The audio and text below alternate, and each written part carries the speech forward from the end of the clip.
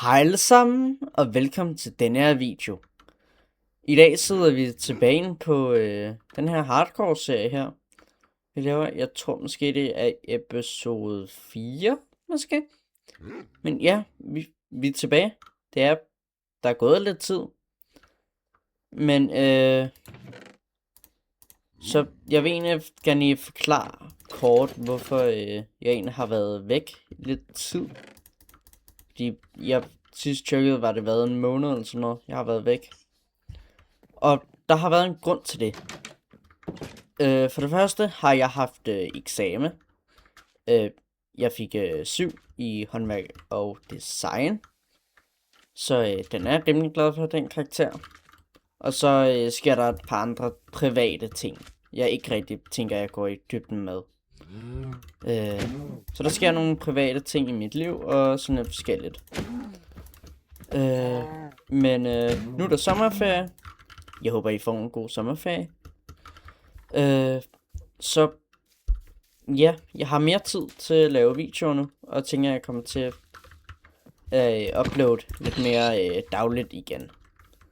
Sådan så I får lidt flere videoer. Og dem, der er inde på min Discord-server, jeg har jo ikke fået lavet så mange beskeder ud til, hvorfor der har været så stille. Det undskylder jeg for, men jeg har haft så travlt. Men jeg er tilbage. Det er super godt. Ja. Det er lidt mærkeligt at være foran kameraet igen. Men jeg tænker bare, at vi skal hygge lidt, og så se, hvor langt vi egentlig kan nå videre. Måske får vi vores første diamonds. Det kunne være fedt. Og så skal vi have vores... forhåbentlig kan vi finde en monster spawner, så vi kan finde en name tag. Og jeg kan egentlig ikke huske, om man kan lave den. Eller om man overhovedet kan lave den i 1.21,11. For hvis man kan, så betyder det jo bare, at vi kan gøre det der, så vi kan navngive vores hund for Billy. Som vi vist kom frem til i sidste episode. Så ja. Vi har et par mål for i dag. Jeg tænker også, vi skal ud og mine lidt, måske. Sådan der. Jeg kan ikke love noget, men måske kan der komme en reaktionsvideo ud på et tidspunkt. Hvis jeg får lov af et par specifikke personer. Som ja, jeg kommer til at reagere en video på.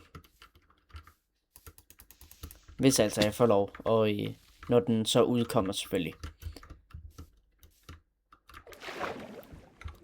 Men den skal I selvfølgelig glæde jer til. Det bliver en rigtig god en, hvis jeg får lov til at optage den. Og lille spoiler, hvis jeg får lov til at reagere på den. Jeg har været med i den. Jeg kommer til at være med i den. Og hvor er det så, man skal hen, måske? Altså, vi går lidt langt væk fra. Men så er det godt, at vi har det her kompas her, så vi kan komme tilbage til vores lille hytte. Måske skal jeg nedad og ikke op.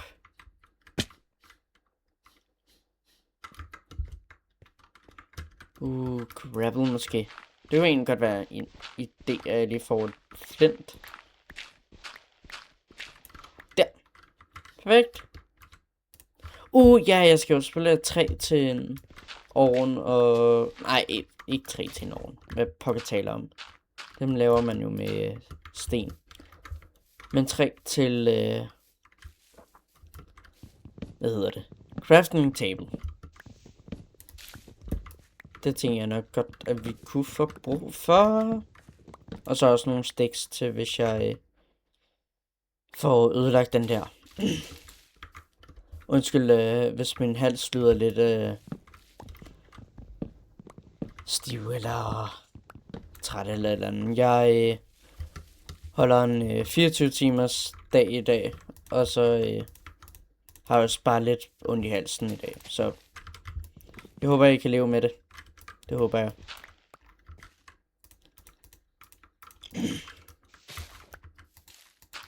Sådan. Helt normalt træ. Det skal nok gå. Dier. Zombie. Jeg skal lige huske, jeg er hardcore. Hvorfor er der så mange?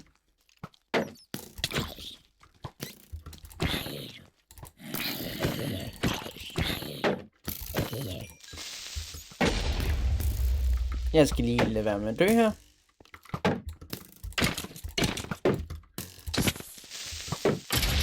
Nice. Ben. Så kan vi måske få en hund nummer 2. Og så skal I ud og sige, hvad den skal hedde. Ja. Yeah. Det kunne godt være, at man måske lige skulle få et nyt kæledyr. Jeg overvejede faktisk lidt, om jeg egentlig skulle have taget Billy med på den her tur. Men ja. Det tror jeg ikke, vi gjorde alligevel. Nu hvor jeg tænker over det, så ville det egentlig nok have været lidt farligt for ham at være her i den her cave. Især med alle de mobs, der er. Sådan der. Ja, vi er nok kul. Vi er nok. Sådan her. Er der mere? Nope. Ser ikke rigtig ud til, der er noget godt. Der er iron. Men der var så kun et stykke. Fedt. Der.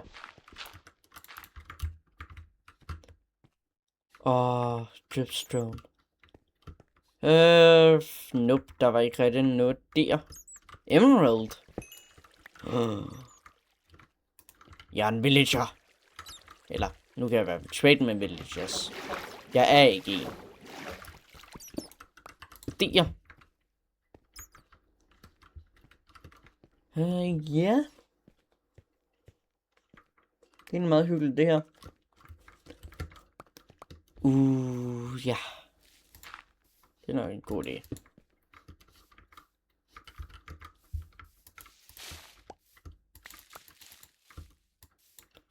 Nå, jeg går faktisk live ind på Twitch nogle gange. Jeg tænker, jeg smider et link ned i beskrivelsen. Så kan I gå ind og følge mig der. Og så se, når jeg livestreamer. Det er rimelig hygge, når jeg gør sådan noget. Det er pænt hygge. Og spiller vi noget Roblox, eller vi spiller noget Minecraft, eller vi spiller alt muligt. Vi spiller med venner. Der er meget sjov i det. Så det vil jeg foreslå jer til at gå ind på. Det er uden cave? Nice. Verdens mindste cave, så. Okay, det er så ikke en lille cave. Glem hvad jeg sagde. Minecraft-guder. Undskyld. Der. Perfekt. Ja.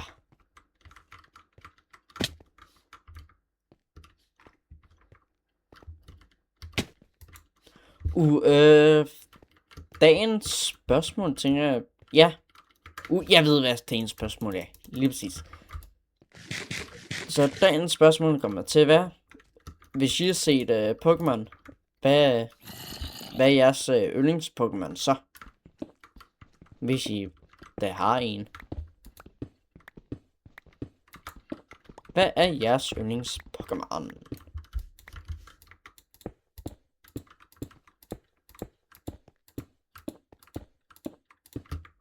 Der var ikke noget der. Jeg føler ikke rigtig, at der er nogen gode caves mere. Det er da også bare irriterende.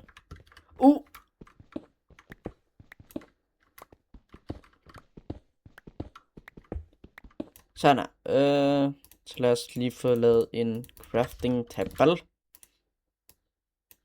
Og sådan en ovn. Og så kan vi lave en ny hakke.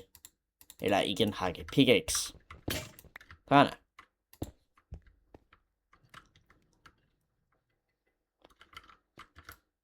Mad. Og vi er kommet ned i caven. Jeg er egentlig bare gået derfra, og så ned her.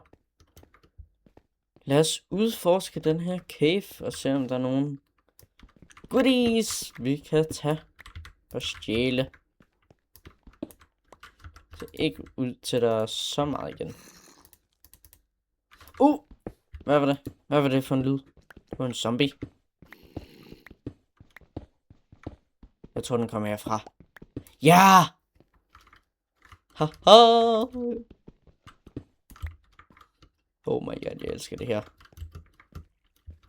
Hvilket lag er vi på? Vi er på lag... Chunks... Nej. Har de ændret det eller sådan noget?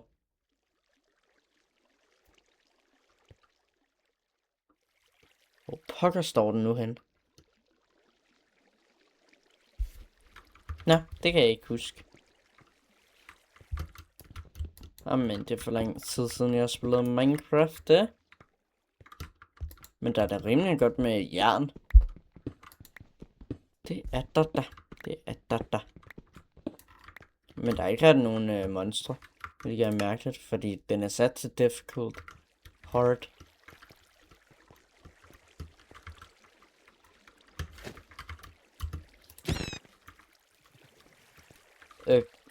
Undskyld.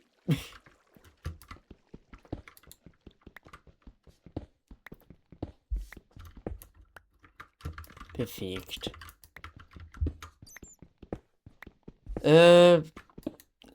Egentlig så skriv ned i kommentarerne, hvis I bedst kan lide de her hyggevideoer.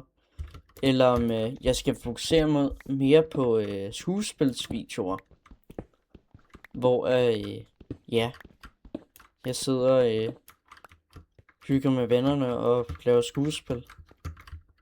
Og så laver sådan en lille sketch ud af det. Det er også det, jeg godt kan lide at lave. Fordi jeg jo laver teater, altså skuespil.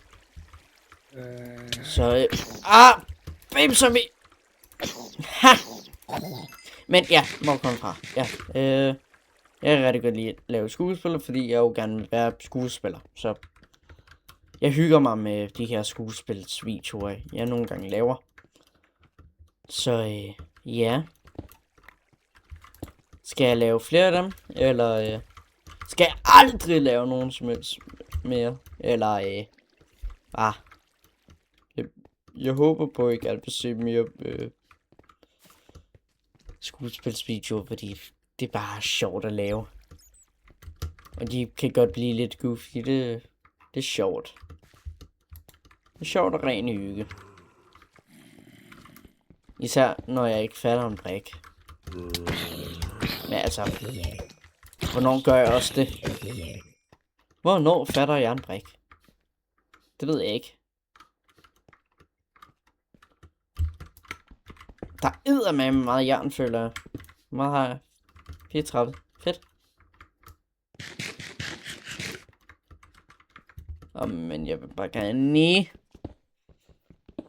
jeg mener at have mine diamonds. Og hvis jeg ikke får diamonds snart, så bliver jeg sur. Hvorfor snakker jeg som om jeg var jyde eller noget? For det er jeg ikke.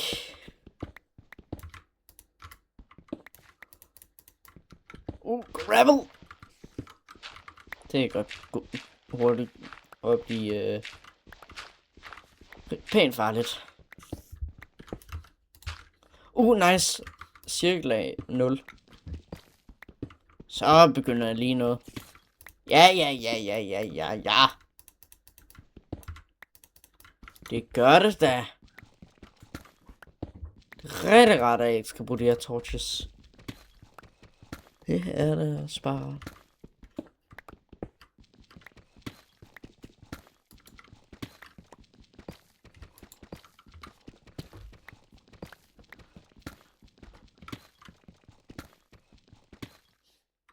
Nope, der er ikke noget.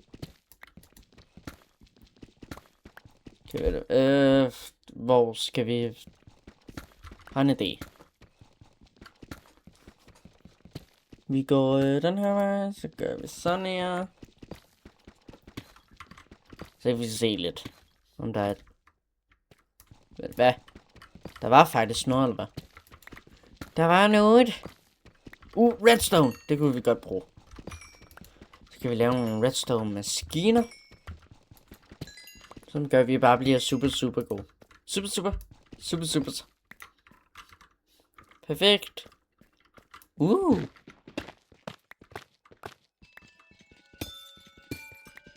Det er sådan en her. Wow. Slet ikke fordi jeg er sygt ligeglad med den her. Jern. Heller ikke brug for. Men jeg kan jo ikke gå nogen sted hen, uden der er et eller andet random, jeg ikke giver. Diamonds. Wait a minute.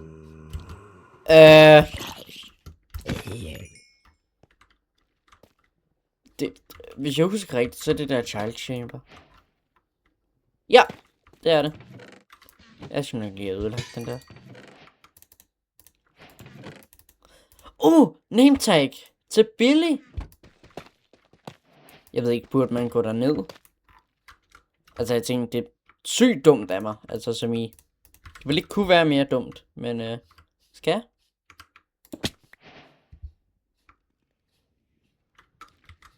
Nej, det er dumt. Det er dumt. Yep. I'm a chicken. Yep. Yep. Jeg har ikke rigtig givet til det.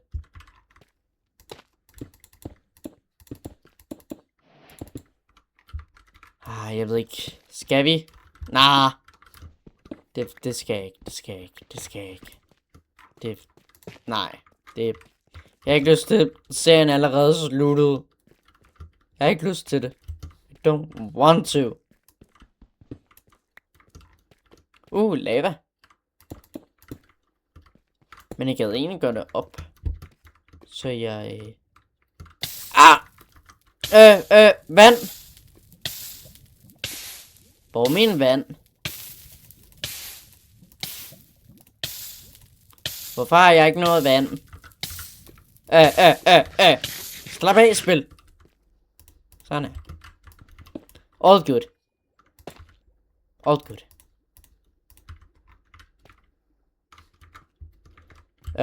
Fremtids King Kokora, kan du lige vise, hvornår jeg droppede min vand eller et eller andet? Please. Jeg savner den.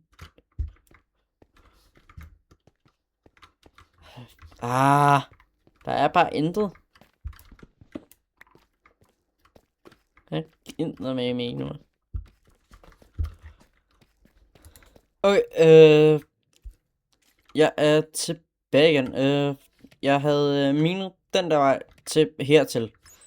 Og min pickaxe er gået i stykker, så jeg er i gang med at lave en ny her. Så jeg kan komme videre den her vej. Og jeg mener, hvis jeg kan høre nogle lyd eller noget, så tror jeg, der er et eller andet her. Det håber jeg. Jeg eddermame minet et stykke, vil jeg selv sige. Altså, jeg har minet hele det der. Det har taget et par pickaxes. Lad os mine. Jeg gider ikke alt der. Nice. Lapis skulle vi egentlig nok godt bruge, tænker jeg. Ja. Vi kunne godt bruge noget lapis. Lapulus, eller hvad pokker man kalder det. Jeg ved ikke. Hvad er nok? Ja, det er nok. Det er nok. Den der vej. Der er en creeper.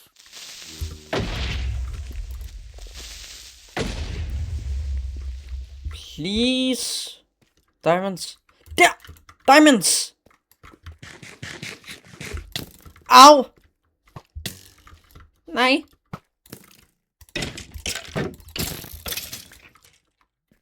Please don't kill me. Please don't. Jeg har fundet diamonds. Ja.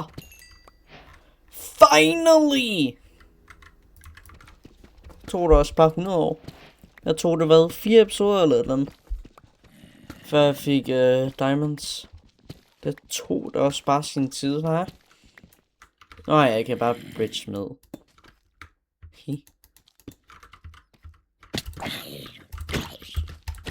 You're no match for me. Diamonds.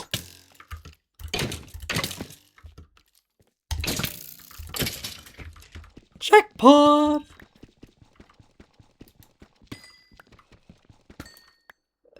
Okay, jeg er med. Godt.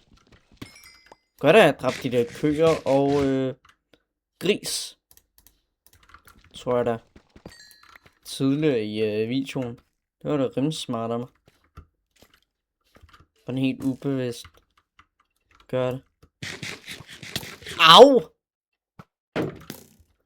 Gider du lade være? Det er faktisk ikke særlig sødt at skyde på. Folk du ikke kender. Det kan gøre ondt. Der er mange. Nice! Måske kan jeg få fuld gear i dag. If I'm lucky.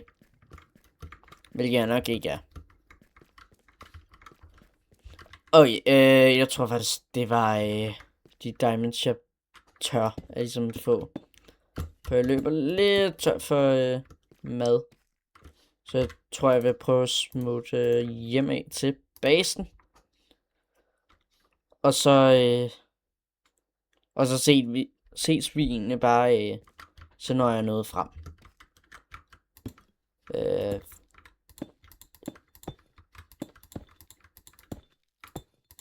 Ja, fremtids Camcorp. Ja, det er til meningen, du skal klippe. Okay. Klip så.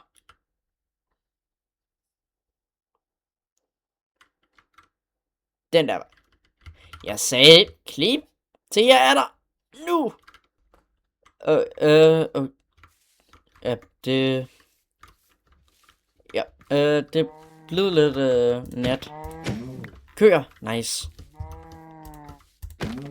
Det er vores hus. Fedt.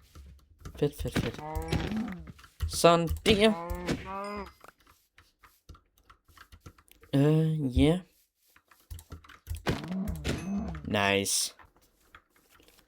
Så har vi i hvert fald vores mad, og vi har diamonds, og vi har det hele.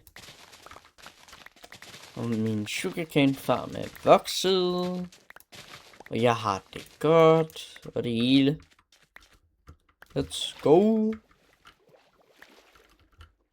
Så har vi sugarcane. Ja, sugarcane. Perfekt. Ja. Hvad skal jeg så bruge? Ja. Der og der.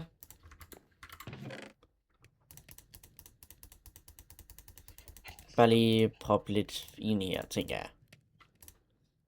Det der. Det der gider jeg ikke. Det der gider jeg ikke. Nå, mad! Mad vil jeg gerne have. Mad. Så der. Mappet kan jeg smide ud, tænker jeg. Der. Perfekt. Smider jeg den der. Så tager vi den der. Der. Hvordan nu jeg laver en anvil.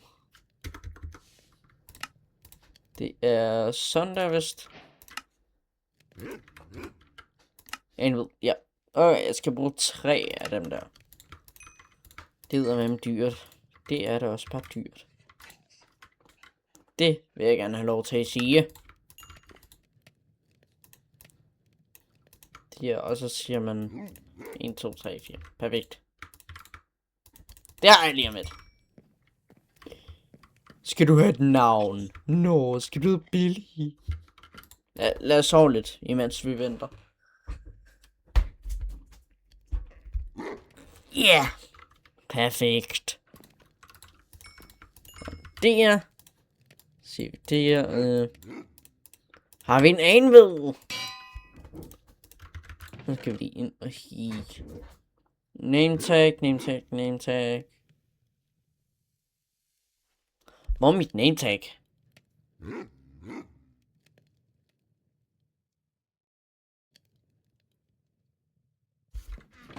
Skal vi... Billy!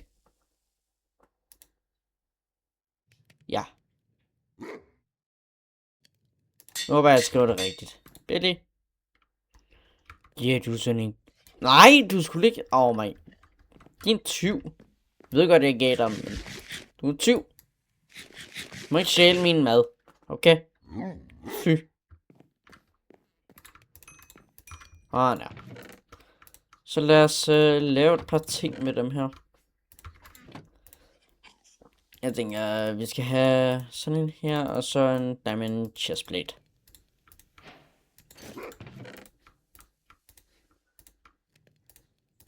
Der. Man! Look at my drip! Hvad? Oh my god, det ser godt ud på mig. Let's go! Ja.